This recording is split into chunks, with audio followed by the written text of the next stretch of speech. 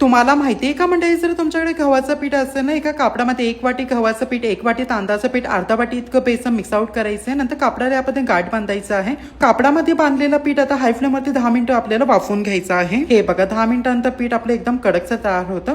गरम असताना ते फोडून घ्यायचं, हाताने देखील फुटलं तर गरगरं वाटून या पद्धतीने पावडर तयार करायचे, चाळणीमध्ये ऍड करायचं आहे. तसे मसाल्यामध्ये आगरी कोळी मसाला, हळदी पावडर, धनिया पावडर, चवीप्रमाणे मीठ ऍड करायचं. सर्व मिश्रण चाळून घेऊन ओवा ऍड करायचे, तीळ ऍड करायचं आणि गरम पाण्याने हे पीठ आता मळून घ्यायचं आहे. तयार केलेल्या पिठाला पुन्हा 2 मिनिटं तेल लावून आपल्याला मळून घ्यायचं आहे. नंतर आपण गोळा काढून आपल्या चकलीच्या साच्यामध्ये फिल करायचं आणि छान प्रकारे चकल्या या पद्धतीने बनवून घ्यायचं आहे. एकदम सुंदर काटेरी चकली तयार होते, परफेक्ट चकली तयार होते. नक्की बनवून बघा. मीडियम टू हाय फ्लेम मध्ये चकली आता आलटी पलटी करत आपल्याला फ्राय करायची आहे. सो मंडळी, गव्हाच्या पिठाची एकदम कुरकुरीत महिनाभर टिकणारी चकली रेडी झाली. नक्की ट्राय करा. व्हिडिओ आवडला तर व्हिडिओ लाईक करा, कंजूसी करू नका. आपल्या पेजवरती नवीन असं चॅनल सबस्क्राईब तसे फॉलो करा. चला मंडळी, पुन्हा भेटूया. हर हर महादेव.